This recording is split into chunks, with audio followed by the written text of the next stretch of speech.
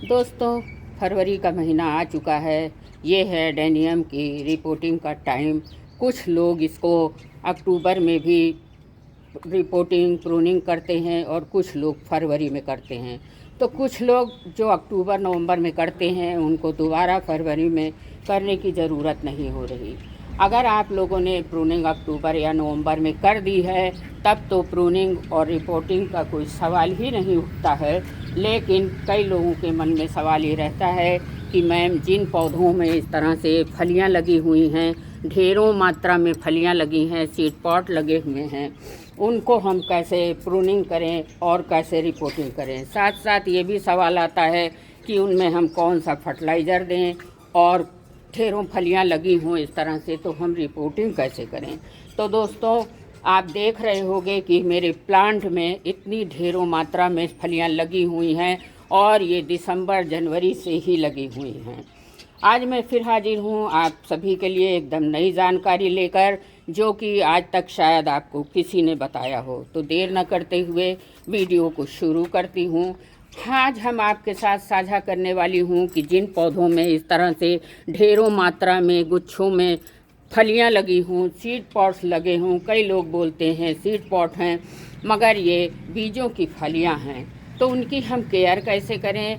आपके पहले सवाल का जवाब एकदम सीधा सीधा है। जिन ब्रांचों में आपके सीड पॉट्स लगे हुए हैं, ढेरों फलियां लगी हुई हैं, उन ब्रांचों को आपको बिल्कुल नहीं काटना छांटना है। उनको छोड़कर दूसरी ब्रांचों की कटाई छटाई आप कर सकते हो। अगर आपका पौधा बुशी नहीं है तो जिन पौधों में फलियां नहीं लगी हैं उनकी आप कटिंग कर सकते हो, इसमें कोई प्रॉब्लम नहीं होगी। अब एक और सवाल इसी सीड पॉट से जुड़ा हुआ है कि फिर क्या रिपोर्टिंग हम कर सकते हैं। तो जी नहीं, जिन पौधों में आपके सीड पॉट्स लगे हुए हैं उनकी रिपोर्टिंग आप बिल्कुल अभी नहीं कर सकते हैं, क्योंकि रिपोर्टिंग करेंगे तो पौधा डिहाइड्रेट हो जाएगा और आपका पौधा शॉक में चला जाएगा। फिर ये फलियां जो हैं सूखने लगेंगी, इनके अंदर जो बीज होंगे वो निर्जीव से होंगे, हेल्दी बीज भी नहीं होंगे। तो जो लोग नहीं जानते हैं, बिगनर्स हैं, वो कहते हैं फिर क्या होगा। अब आपको बताना चाहूँगी कि जो एडेनियम के प्लांट पर फलियां लगी हैं इनको हम सीड पॉट भी बोलते हैं। इनके अंदर एक एक फली के अंदर बहुत सारे बीज होते हैं, कम से कम 30-40 की मात्रा में बीज होते हैं। इतनी संख्या में बीज हैं, अगर हम इनको काट देंगे, रिपोर्ट कर देंगे तो ये पौधे से सूखना शुरू कर देंगी। तो इन्हीं बीजों से हम नए पौधे भी तैयार करते हैं। आप सभी को मेरे गार्डन में एडेनियम के इतने सारी संख्या में पौधे दिख रहे हैं, तो इनमें से अधिक तो हैं जो ये मैंने मदर प्लांट से फलियां निकाल कर, बीज को निकाल कर, ये सारे पौधे इसी के बीज से तैयार किए हैं। तो आपको इस तरह से, और हाँ, बहुत सारे पौधे मैंने देखिए कटिंग से भी तैयार किए हैं। ऐसा नहीं है कि मैं जब इनकी प्रूनिंग करती हूँ तो कटिंग को फेंक देती हूँ। कटिंग को फेंकने की गलती आप मत करिए, क्योंकि इससे फ्री में बहुत सारे पौधे बन जाते हैं। आप देख रहे होंगे इसमें रस्सी बंधी है, तो जी हाँ, मैंने इसका एक वीडियो भी आपने चैनल पर अपलोड किया है कि अगर सीड पॉट लगे हैं तो उनको बांध दीजिए। वरना ये बंधे क्यों हैं इसका रीज़न बाद में वीडियो में बताऊंगी। बंधे इसलिए रहते हैं कि ये बीज से ही फट जाते हैं, यहाँ से निशान है, यहीं से फट जाते हैं, फिर बीज उड़ जाते हैं, हमको हासिल नहीं होते हैं। तो आप अब समझ गए होंगे कि जिन ब्रांचों पर आपके इस तरह से सीड पॉट ढेरों मात्रा में फलियां लगी हैं उन पर आप प्रूनिंग नहीं कर सकते हैं। उनको छोड़कर किसी ब्रांच को आप काट छांट सकते हैं। अब जब फलियां पक जाएं तो आप हार्वेस्ट कर लें। आपको लगे कि इसकी रिपोर्टिंग, जब आप इसकी फलियों को हार्वेस्ट कर लें, बहुत हेल्दी फली है, इसमें कम से कम 30-40 बीज हैं। और दोस्तों, नई चीज़ बताऊंगी कि इसमें जो हाइब्रिड वाला मेरा गुलाब के जैसा फूल वाला है उसमें अब की बार पहली बार मुझे बीज फलियां मिली हैं। तो इस तरह से आप इनको हार्वेस्ट कर लें, और हार्वेस्ट करने के बाद 15 दिन के अंदर ही, मुझे भी पहले नहीं मालूम था, मैं काफ़ी दिनों तक बीज को रख देती थी, फिर उनकी सीडलिंग करती थी, लेकिन दोस्तों ये गलत है। जब भी आप इनके बीज को हार्वेस्ट करें तो कम से कम 15-20 दिन के अंदर ही उनको मिट्टी में, मोरंग में, सैंड में, किसी चीज़ में आप कोकोपीट में उगा सकते हैं। तो आपको लगे पक गई हैं तो इनको आप तोड़ कर रख लीजिए। अगर आप सीड पॉट लगे हैं और रिपोर्टिंग कर देंगे तो पौधा शॉक में आ जाएगा, डिहाइड्रेट हो जाएगा और उस पर लगी फलियां हेल्दी नहीं रहेंगी, धीरे धीरे करके सूखने लगेंगी।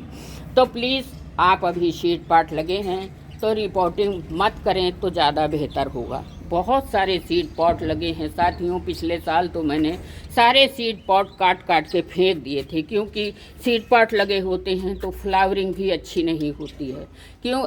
क्यों फेंक दिया? क्योंकि मेरे पास ऑटोमेटिक बहुत सारे प्लांट हो चुके हैं, धीरे धीरे करके बहुत ज़्यादा हो जाते हैं, इतनी केयर भी नहीं कर मिलती है। तो अब आप समझ गए होंगे कि जो प्लांट में फलियां लगी हों ना तो उनकी प्रूनिंग करें और ना रिपोर्टिंग करें। आप अपने प्लांट को हर समय चेक करते रहें, 2 दिन छोड़ 1 दिन चेक करते रहें। अगर आपका पौधा कोडेक्स पुलपुला हो रहा है तो आप उसका पौधे से निकाल कर, मट्टी से निकाल कर अच्छी से मट्टी साफ करके जिन पौधों में फलियां नहीं लगी हैं उनकी आप रिपोर्टिंग अभी कर सकते हैं। साथियों, हर प्लांट की रिपोर्टिंग हर साल ज़रूरी नहीं है। मेरे अनुभव से मेरे प्लांट इतने मैच्योर हैं और इतने बड़े बड़े हैं, मैं इनकी रिपोर्टिंग अब 1 या 2 साल छोड़कर ही करती हूँ, क्योंकि जब ये मैच्योर हो जाते हैं तो इनके ख़राब होने का खतरा बहुत कम रह जाता है।